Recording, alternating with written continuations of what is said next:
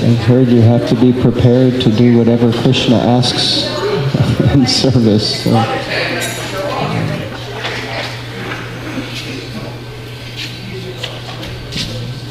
I would first like to apologize for my existence, and sorry to subject you to such torture.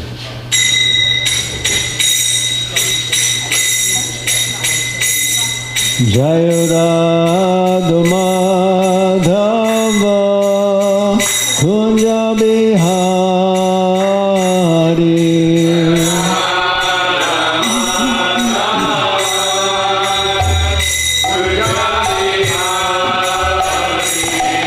Jayada Madhava Kunja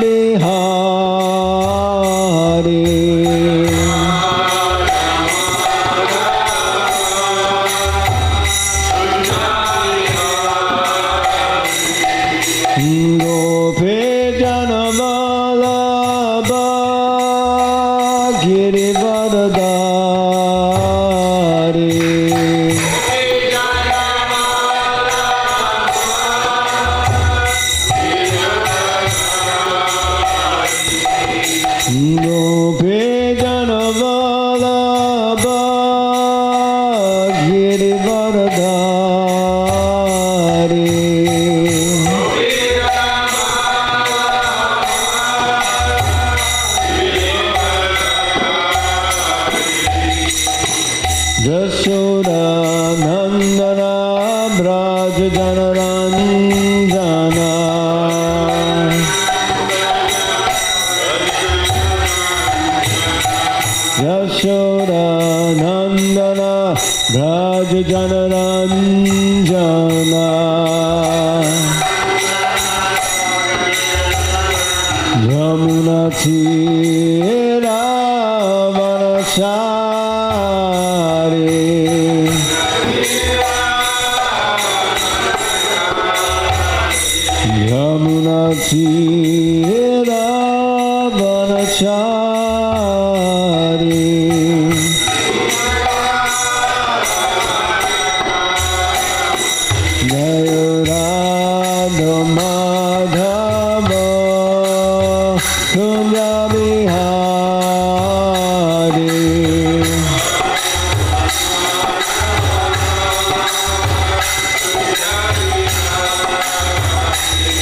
Jaya Radha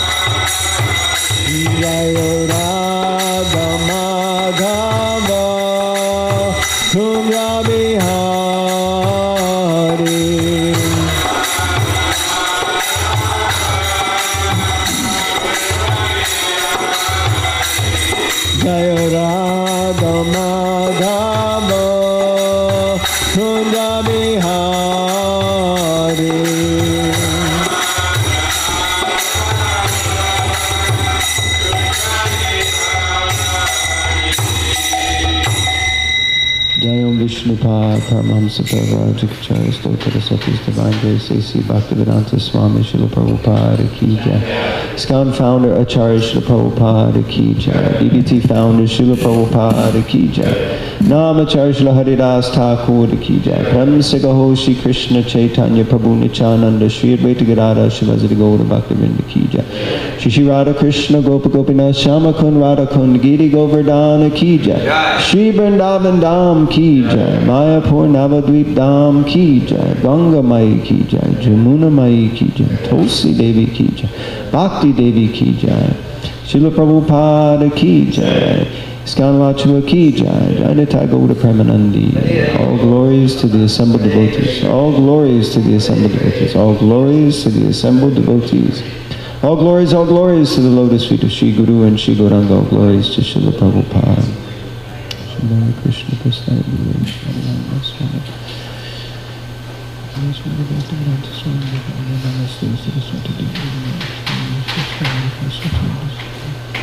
Hare Krishna. So it is simply my great honor and privilege to be here with all of you and such an august assembly of exalted devotees who've given their lives in service to His Divine Grace, Srila Prabhupada, and the mission of Sri Chaitanya Mahaprabhu. I don't know what I've done to deserve even the honor of being present here with all of you, but somehow, by the mercy of my spiritual master and the Lord, I'm able to be here. I also feel exceptionally disqualified to be sitting on this seat in front of all of you who are exceptionally senior to me, so my only hope is your mercy and blessings upon me, so therefore I would like to request your blessings so that I can speak something relevant and bona fide from the pages of this most exalted scripture, the Grantaraj Srimad Bhagavatam. Only by the mercy of Vaishnavas is anything possible, so I'm therefore seeking your blessings. Hare Krishna. So we're reading from the second canto of Srimad Bhagavatam, which is the cosmic manifestation, and we're reading chapter 10. The Bhagavatam is the answer to all questions, and we're almost at the end of this chapter, only about 10 more verses. And we're on text 41, is that correct? Yes? Which is 2 verses, or 1.5 verses. So we'll first repeat the invocation and then repeat the verse. Om Namo Bhagavate Vasudevaya.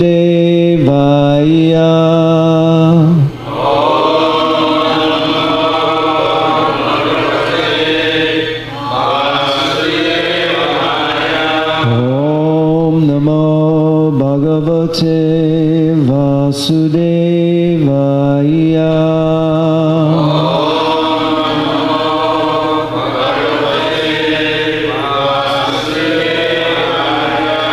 Om Namo Bhagavate Vasudevaya.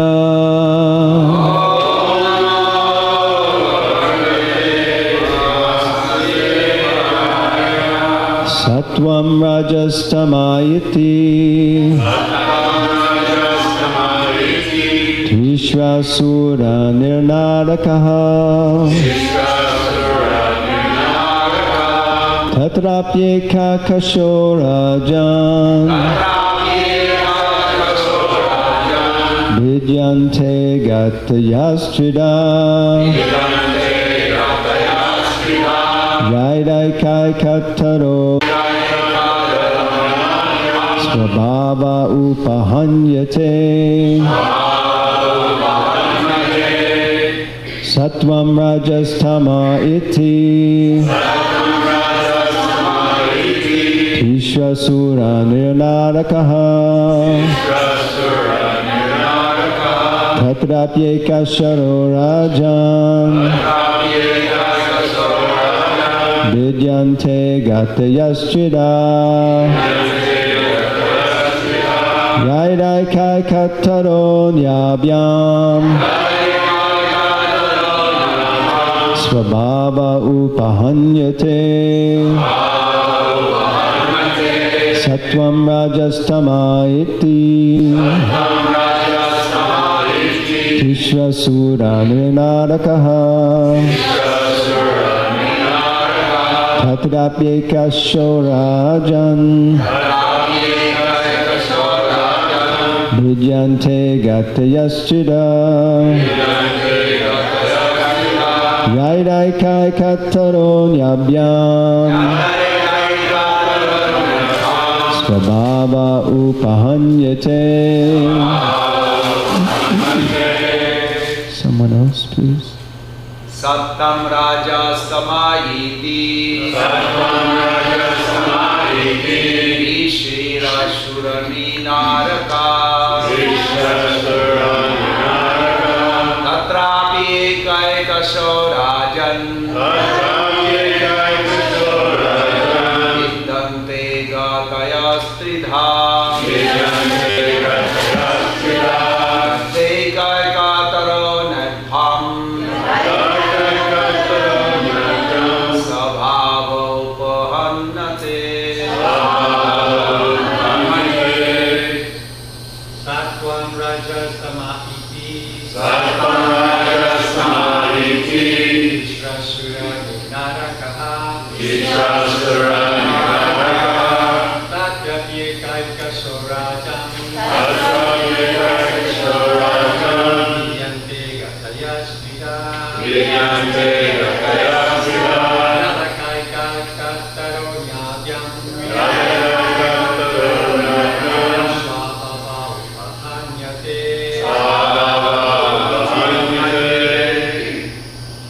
sattvaṁ rajas tama iti tisraḥ sura-nṛ-nārakāḥ ekaikaśo rajan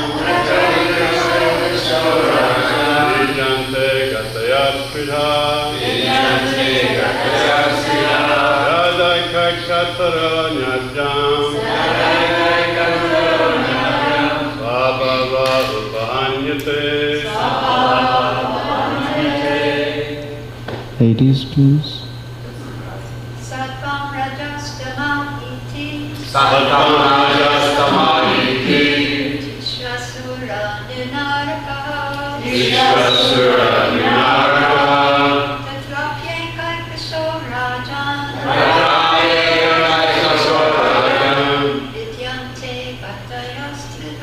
bhidyante gatayas yadaikaikataro nyābhyāṁ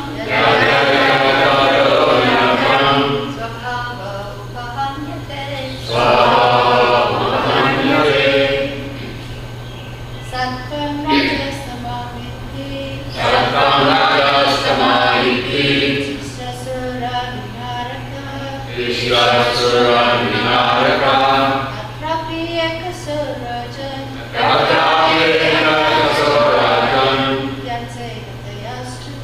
bhidyante gatayas yadaikaikataro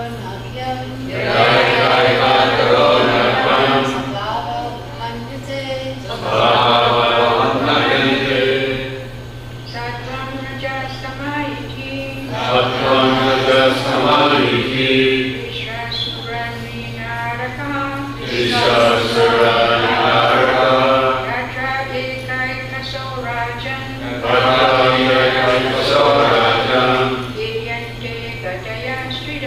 bhidyante gatayas yadaikaikataro nyābhyāṁ sva-bhāva upahanyate.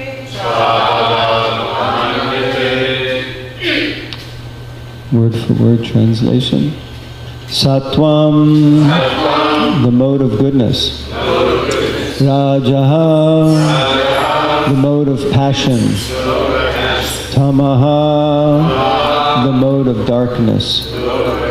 Iti, thus.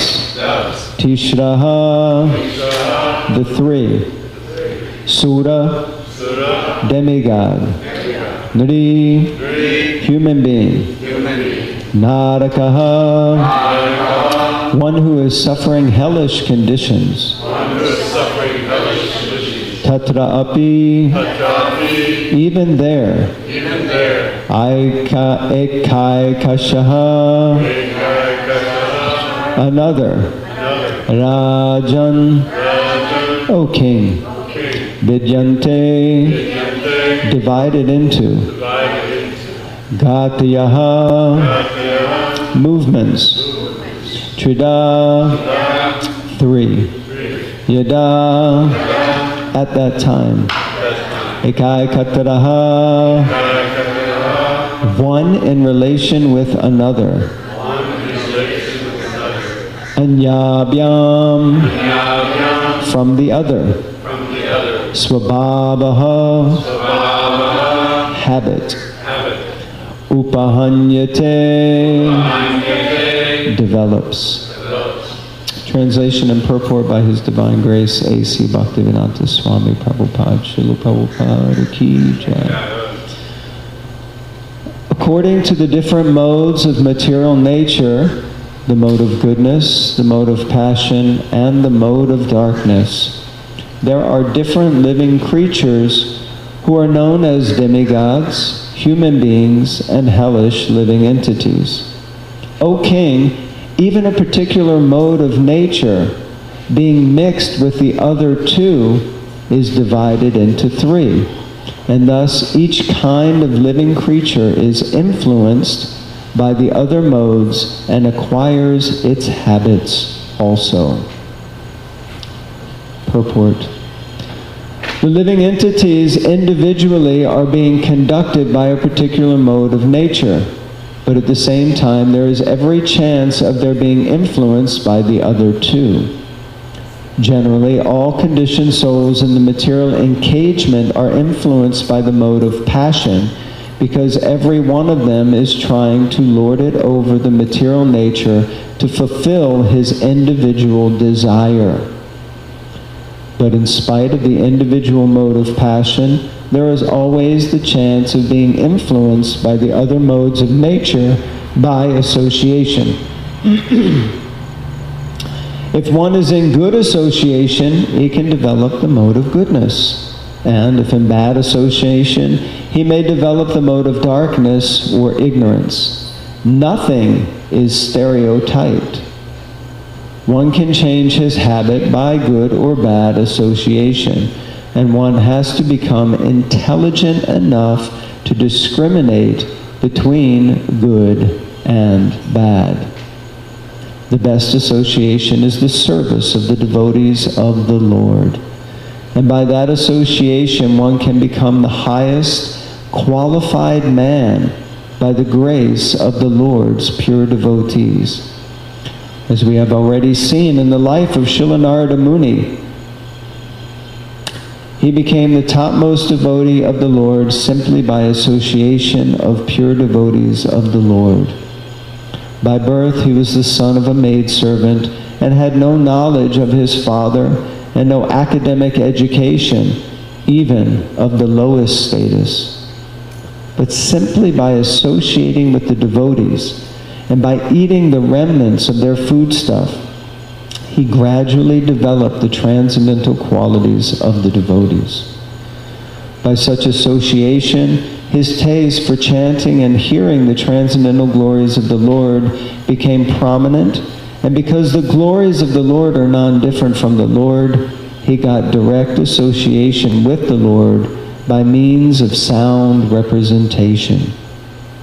Similarly, there is the life of Ajamil, 6th canto, who was the son of a Brahmin and was educated and trained properly in the discharge of the duties of a Brahmana, but who in spite of all of this, because he contacted the bad association of a prostitute, was put into the path of the lowest quality of Chandala, or the last position for a human being.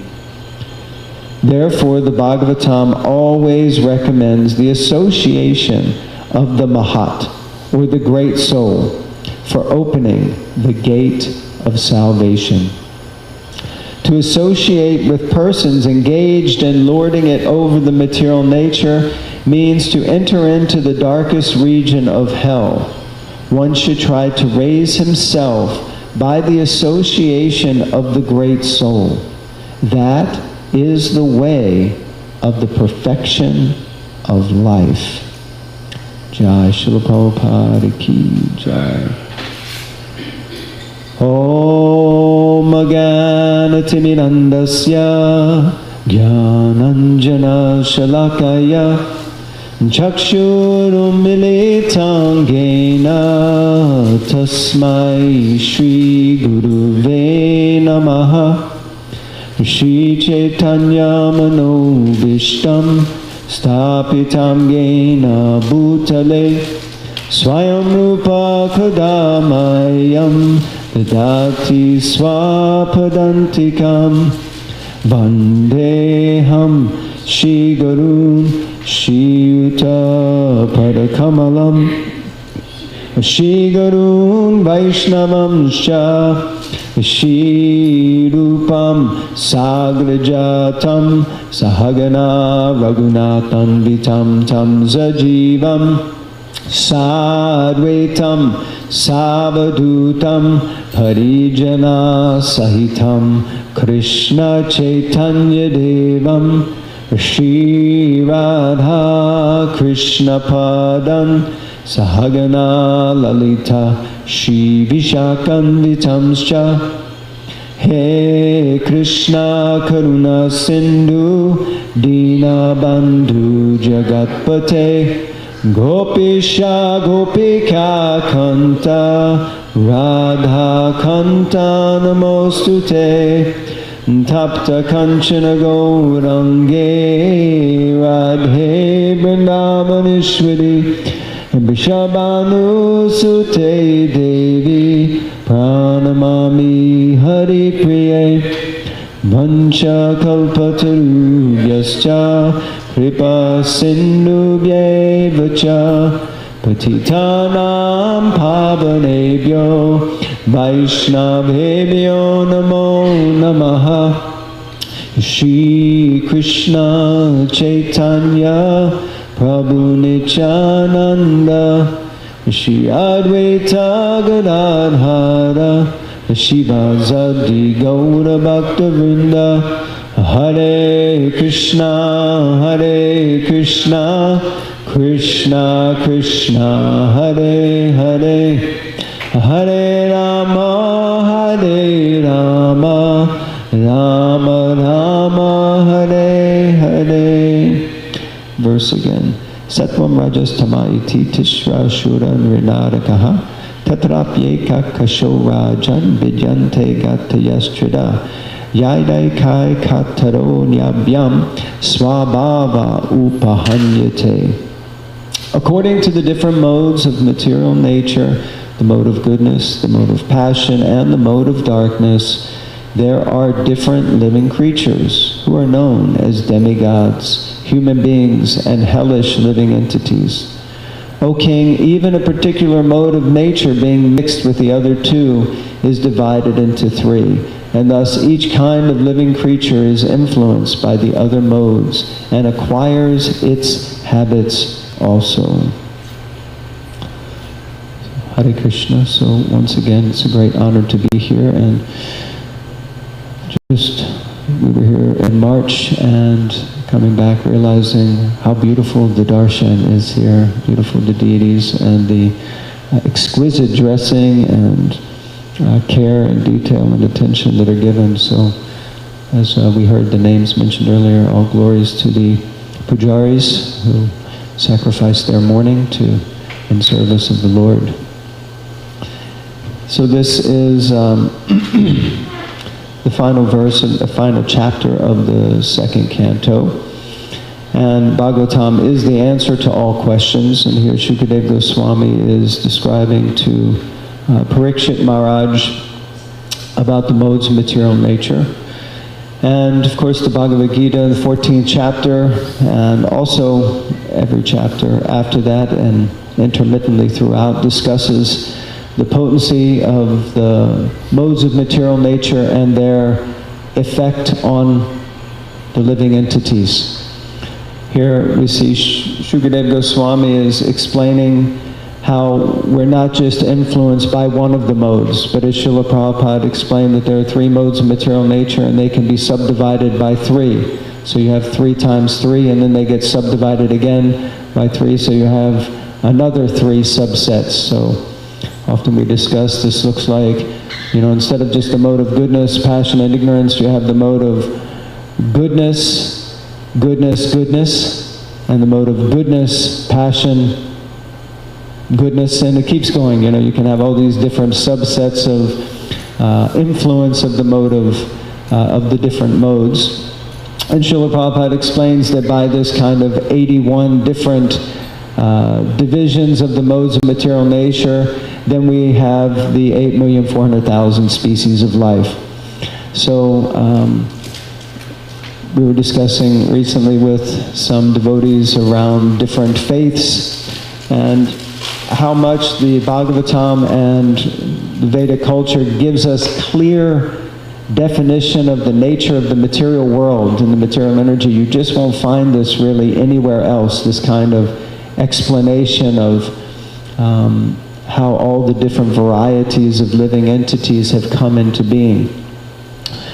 As we were reading through this, of course, Srila Prabhupada mentions Srila Narada Muni, and as he mentioned Srila Narada Muni, the original Narada Muni, I was reminded of the Narada Muni here, who just recently left this world and passed on, and somehow I couldn't help but think that actually the description in this purport kind of described maybe him and his life also, and how fortunate we are to come in touch with the devotees, to get the remnants of their Mahaprasad, and to get their association by hearing and chanting, and basically perfect our lives so that when we leave this world, and I wasn't here, but I was hearing from different devotees that he was perpetually surrounded by devotees chanting the holy names, and one can only imagine that with such blessings and such association that one has perfected one's life, the human form of life, and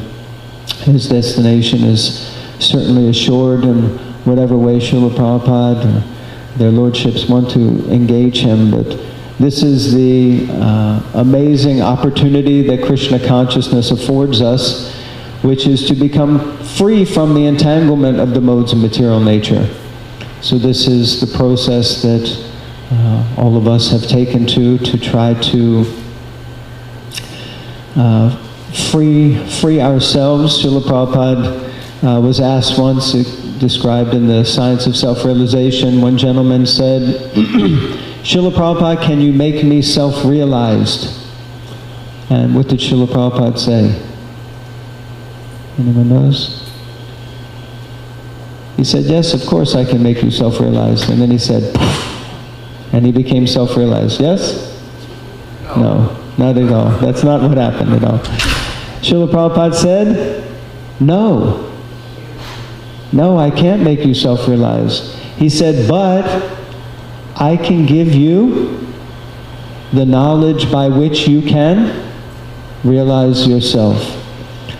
So, meaning that actually, as Srila Prabhupada also said, we all have to fly our own plane, ultimately.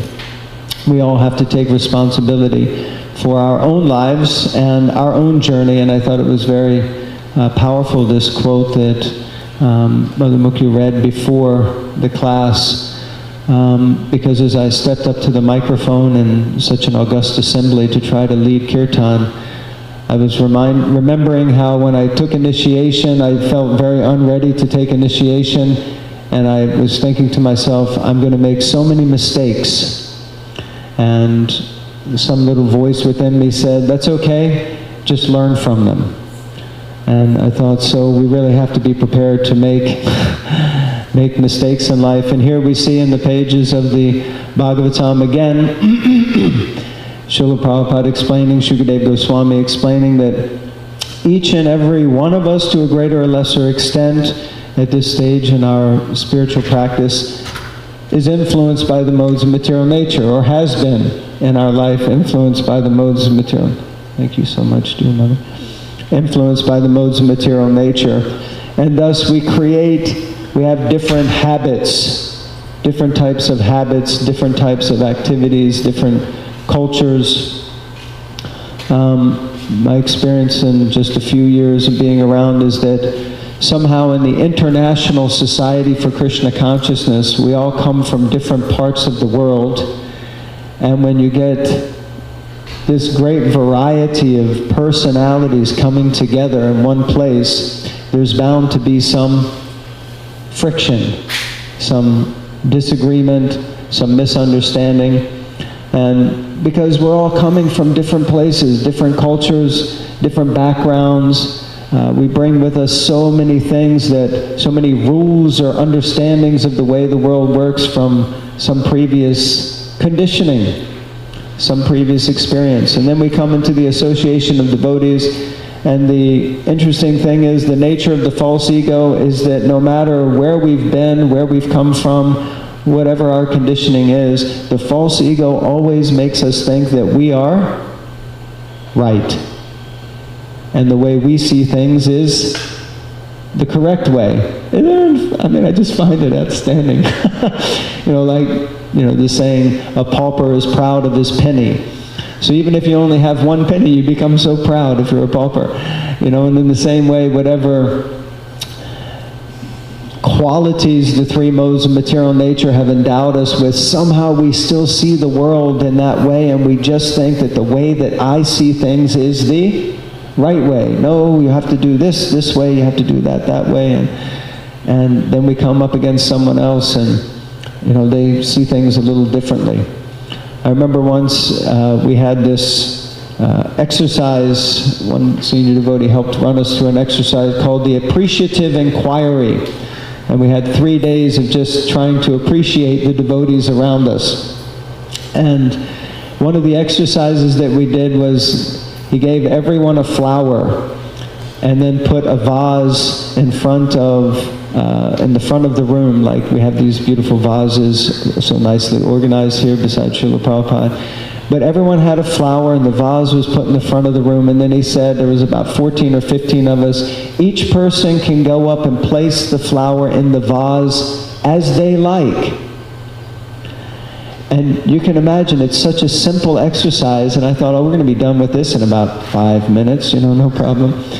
But by about the third or fourth person going up, certain people in the room started to become uncomfortable with how the flowers were being placed in the vase. And someone said, wait a minute, shouldn't we do this in some sort of order? And someone said, the flowers should clearly be symmetrically placed within the vase if we want the vase to be.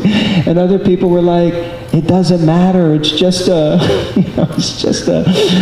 example. And so you started to see all these different natures coming out and qualities, and how difficult it is sometimes to gain a perspective to appreciate someone else's viewpoint. And when I was reading this purport, I was just thinking how clearly the Bhagavatam outlines that whether we like it or not, we're all made up differently. We're all unique individuals, and there probably isn't going to be much that we can do about that. Even as Srila Prabhupada explained in a beautiful letter to Atreya Rishi, some of you may be familiar with this famous letter, and Prabhupada says there is no utopia. And he said, here, there's no utopia, and even in the spiritual world, there's no utopia. So it's not perfect like we may think it's meant to be perfect. It's all perfect in the way that it's perfect for Krishna. And everything that's going on is simply created in one sense to increase our rasa, our relationship with Krishna. So when the gopis dress themselves as if they're like small girls who don't know what they're doing, even though this is imperfect, Krishna likes it. Krishna is pleased by this because it's all driven by their love for him. So Prabhupada was making this point how the devotees are the best people. On the whole planet, they're the best people. And he says they're better than, anyone knows from this letter? He says they're better than kings. Every single one of them. better than kings. And he says, so therefore we should become like the bumblebee, who's always looking for the nectar or the good qualities in each other, and not like the fly. And this is so powerful when you hear it or when you read it and you think, yes, but then as soon as you close the book, somehow that magical, mystical mind and false ego just immediately drives us, or at least me, I'm sure not for any of you, but for me, it just drives me to often see the bad qualities or what's wrong with something rather than what's right. So this tendency or this nature is coming because we've all somehow been manifested into the material world. And we are influenced, of course, not the devotees or the pure devotees. Of course, Lokapila Deva explains even devotional service can be performed within the modes of material nature. So even inside of the modes of material nature, we can, or inside of devotional service, we can still have some influence of the modes of material nature. But the beauty is to really understand that each and every devotee or personality is a divine spark of Krishna's splendor, an individual divine spark of Krishna's splendor. We were just reading in the Krishna book this morning. We have this group that reads 4 pages a day. And so we started the Krishna book, I think, at the beginning of the year, and now we're just finishing the 87th chapter, the prayers of the personified Vedas, which you either love that chapter or you kind of don't love that chapter. When I first read it, I was like, oh God, will it ever end? But as I've read it a few different times, I realized Prabhupada has put so much into that chapter. And I was just reading this morning, Srila Prabhupada, he says these 28 verses, and I was thinking, I haven't looked it up in the Bhagavatam, but he seems to imply that there's only 28 verses in that chapter where the personified Vedas are speaking. But yet, that is like one of the longest chapters in the entire Bhagavatam. Definitely in the Krishna book, for sure. But it was explaining or describing there how the spark, the original spark, or the original fire is Krishna. And we're all like little tiny sparks of that original fire who have kind of fallen out of the fire. And Prabhupada said, if you fall on dry grass, then a fire ignites and the spark burns. But if it falls on wet grass, damp grass, then the fire kind of gets extinguished.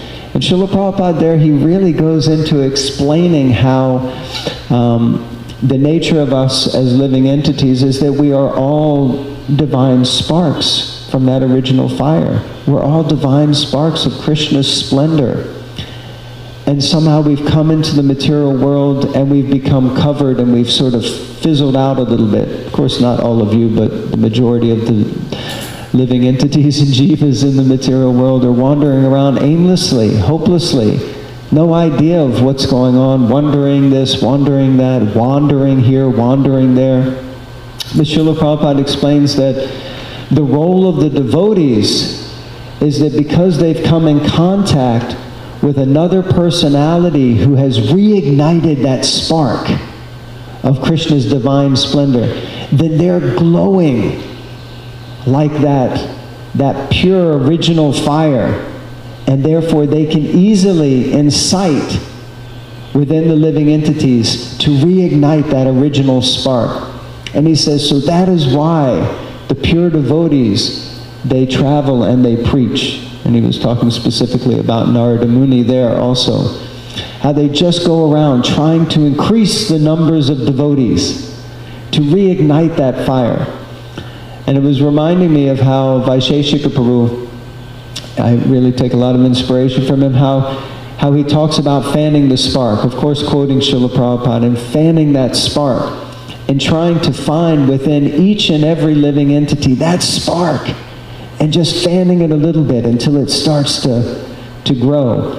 And even amongst the devotees in the devotee community to take the opportunity, whenever we have the opportunity of interacting with another soul, another jiva, another devotee, to just think, how can I fan the spark?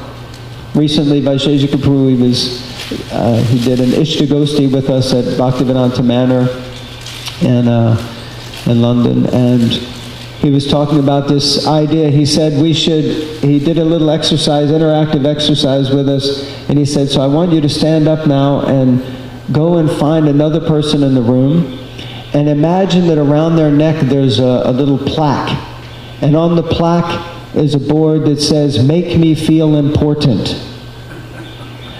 And he said, so go and make the other devotees feel important. And of course, at the beginning, everyone was like, oh God, I don't want to get up. You know how it is when you do interactive exercises with the devotees. They're all shy at first. But as soon as they started going around and interacting with one another, you could feel the energy in the room just lifted. And everyone started to feel so valued, so important, and so inspired.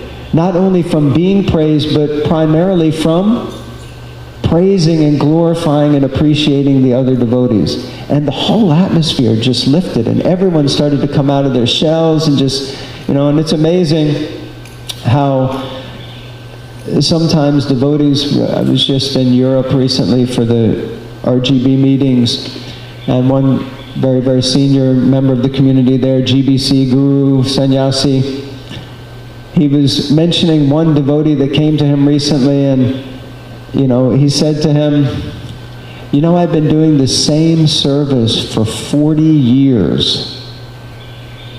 40 years, 40.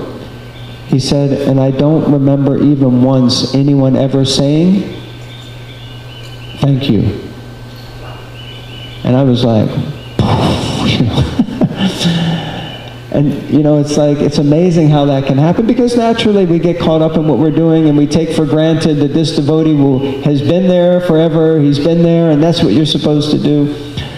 But he was saying that he just turned to the devotee and said thank you, but it's awkward once someone already makes the request to say thank you then. So while we're here, while we're with the devotees, to take that opportunity to just say thank you, Thank you for whatever it is that you're doing, for just being just for taking the Krishna consciousness. How rare is it that people in this world actually take the Krishna consciousness? I mean, it's incredibly rare. So here we all are coming together. So to create that atmosphere where we actually genuinely encourage, again, as Vaisheshika Prabhu says, we have to encourage the heck out of people. You've heard him say this? We have to encourage the heck out of people. And he says, because the heck gets into people, so we have to encourage it out. Means that, heck means like hell, but that nastiness can get inside of us. So by encouragement, it gets pushed out. So we magnify the positive instead of magnifying the negative. I remember one devotee once said that whatever you put under a microscope, it gets bigger. It gets magnified. So if under the lens of our intellect and our mindsets, we put the negative under the microscope, then of course what magnifies? The negative. But if we put the positive, then the positive also magnifies. So like this. So many different species of life, and all of us to a greater or lesser extent. Of course, most all of you, if not all of you, very, very little influence of the modes of material nature. For me, unfortunately, still very much influenced, as much as I try. And I thought it was interesting also, Srila Prabhupada mentions the mode of passion. And he says basically, more or less as a base mode, everyone is influenced by the mode of passion. Because, what did Prabhupada say? Because, we want to lord it over the material energy. In some way or another, we want to lord it over the material energy. Even if we're not lording in a apparently passionate way, even by wanting to be the enjoyer and just being in the mode of ignorance, we're still trying to enjoy and lord it over in some way. So I thought this was also quite profound. So anyway, I could keep speaking, but I don't even know what time we're meant to finish, and I may have gone over time already. That is good question answer tonight. Okay. So if anyone has any questions, probably not, because I'm not qualified to answer. But if you have any reflections or any corrections or chastisements, then this is the place to get the chastisements, I think. So good place with so many senior devotees. Yes, Prabhu.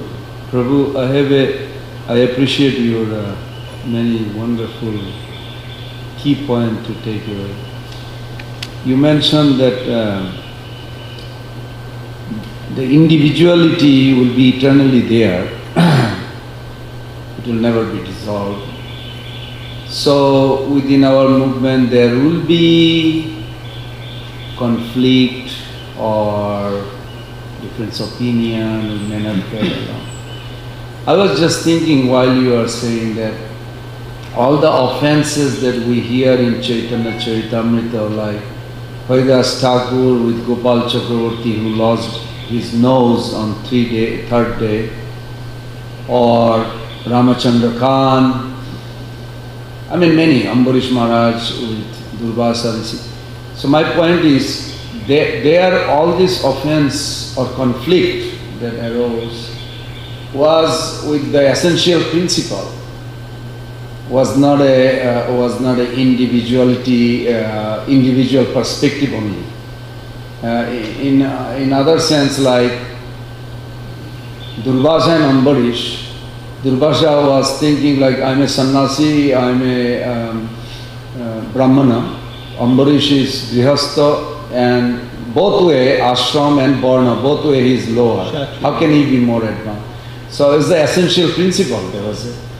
And with Gopal Chakravarti also, he said, no, Namabhas cannot, where do you come up with this idea? You have to prove it. So it was a striking on philosophical principle. But within ISKCON, we are not fighting of replacing Krishna with Shiva or anything, but fighting maybe difference of opinion. And it's there, even in Alachua we have. So you mentioned something very interesting, that difficult to see the other person's perspective. And I was thinking like, if I cannot see the other person's angle, why he or she come up with this or difference from me, even if okay, first of all, how do you want me to see other persons? Like train myself to see, or ask that person, why you saying like this, why you, whatever it is, or what is your procedure? And if we do, will that actually give a proper respect to that person from then on, or why would I do that? What is the motivation? Okay, very nice question. Did everyone hear and understand the question? Comments? So, of course, in one sense, just to prelude the questions, although the different personalities you mentioned from the scripture are speaking, you could say, on base principles, but they're still speaking on their individual perception of that principle. So even Durvasa Muni, Ambarish had been advised by the Brahmanas that drinking water doesn't break fast, but it also can break fast. So it's fine, just drink a little water, and his motive was not to be offensive. His motive was just simply to break fast to please Krishna. But Durvasa Muni saw it that you ate before me, so some principles are there, but it's still a unique individual perspective on that. But your question was, how do I see someone else's perspective anyway? Because if I'm so lodged in my own viewpoint, how am I going to see someone else's perspective? And even if I do, what is the point? Is that really going to change me? Correct? Yes.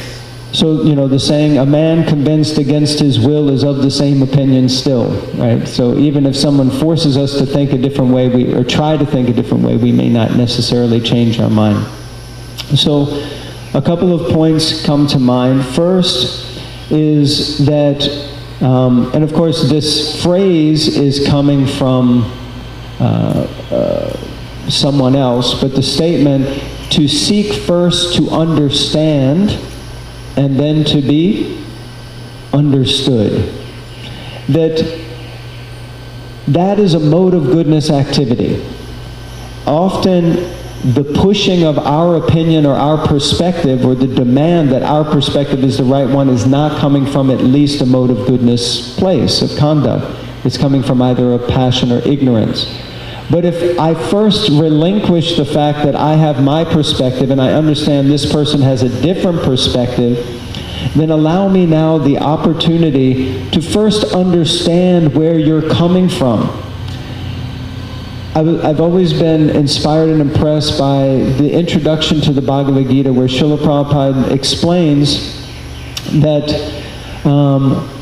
as you start to read this version of the Bhagavad Gita as it is, I first request you to suspend your disbelief. You may be coming with a certain angle or perspective, but just while you read this book, put that on the shelf and listen with an open mind. If at the end you don't agree, then take your perspective back and carry on. It always reminded me of the practicality of buying shoes. I know this sounds a little mundane, but when you go in to buy a set of shoes or buy a pair of shoes, you're often wearing shoes when you go in. But in order to buy a new pair, you have to take off the old pair. You have to set them to the side, and you have to slip on a new pair, and you walk around in them, you tie them up, someone touches the end. I don't know if you had this. My mother used to always touch the end of my toe. It was like a classic thing. And then people look in the mirror, see how it looks, someone tells you great. And then you have to come to a point where you make a decision. Is the price right? Is the fit right? Do they look right? Is it the right shoe for me? And if it isn't, then you can take them off and put them back on the shelf and put your old shoes back on. And I've always understood it like that. That for at least a moment, let me just hear the other perspective. But in order to do that, we certainly have to have a level of confidence with my own place, that I can come back to that. Free a little bit of the fear that I may be influenced in a derogatory way and taken away from what I think.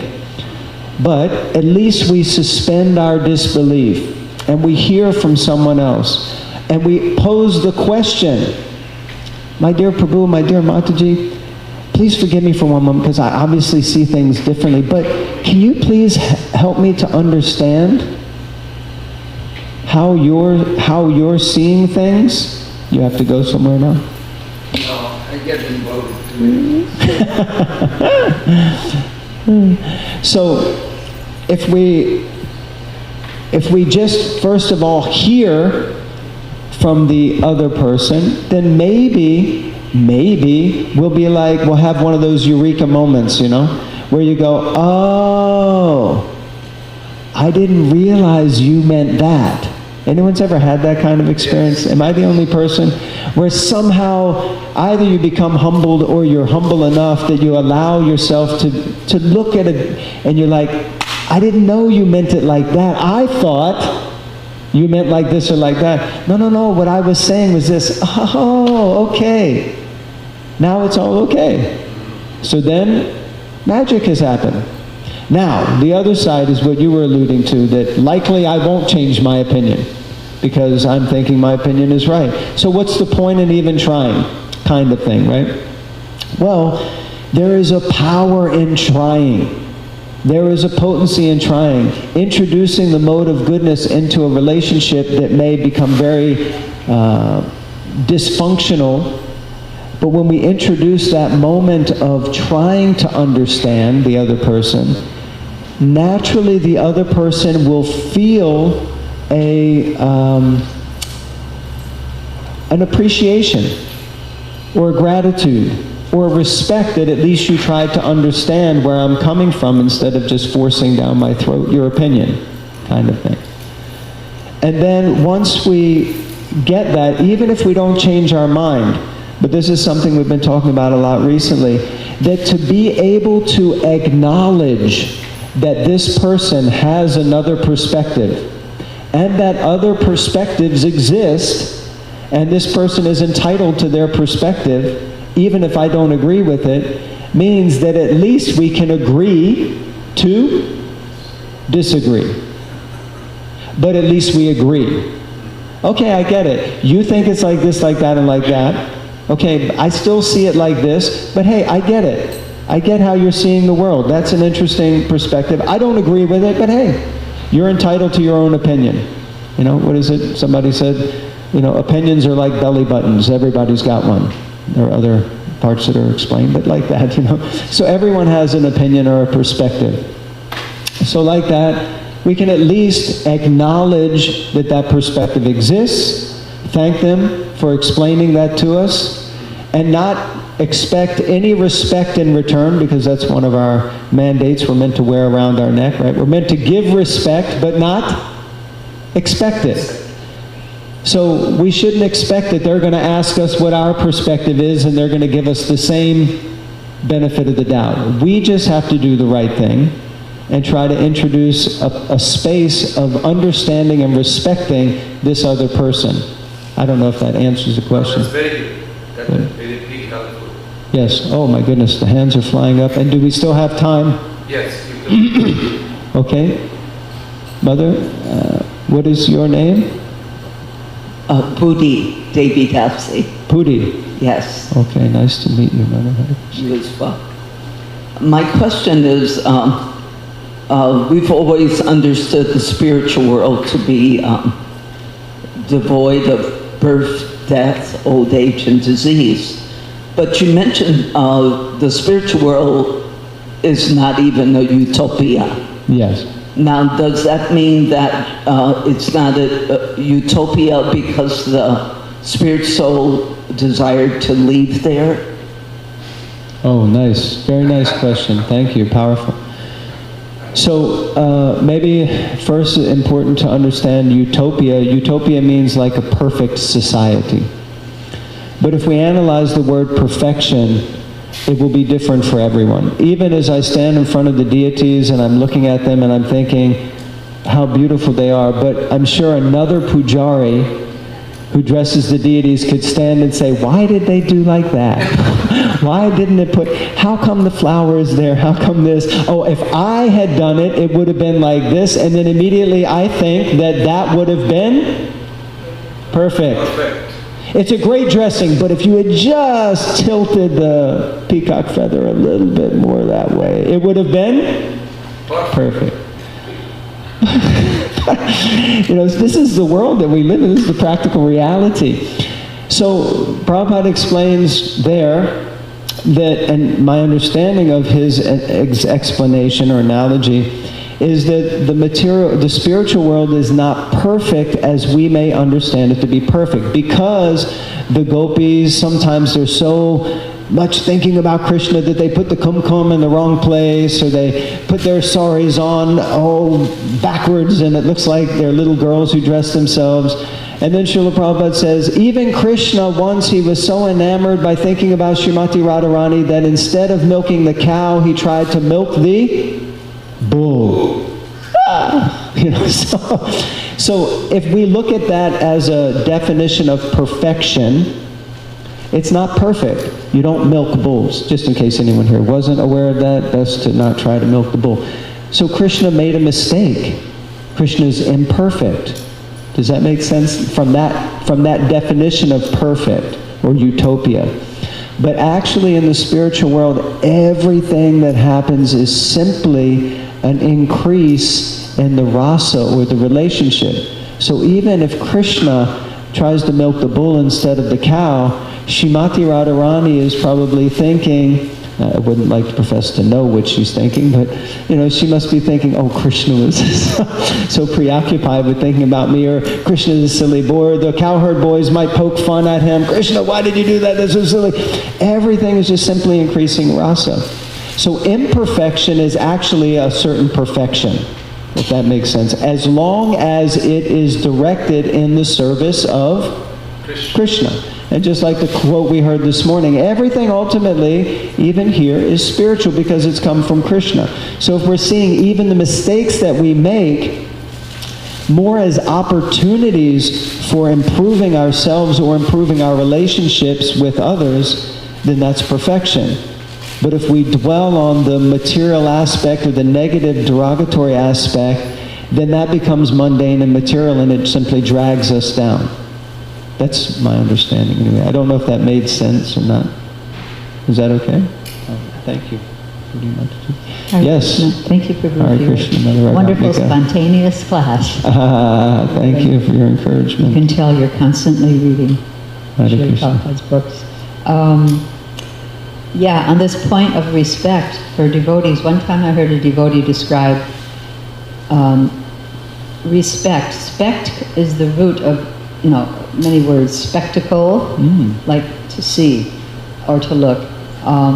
So respect means to Look again. re-look, look again. That's amazing.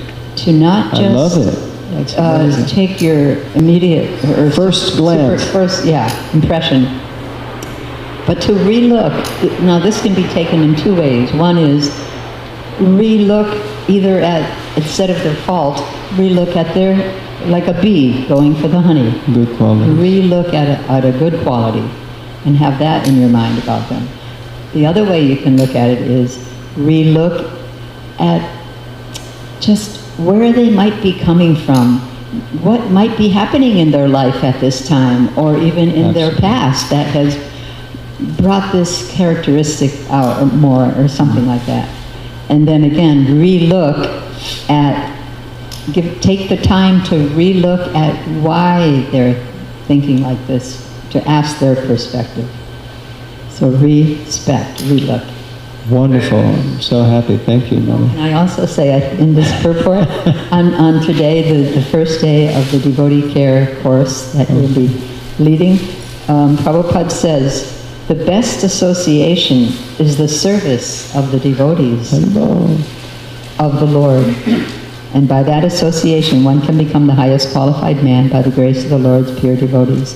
Interesting how he said the best association. I was expecting the best is a particular individual or something, but he said the best association is the service of the devotees. Yeah.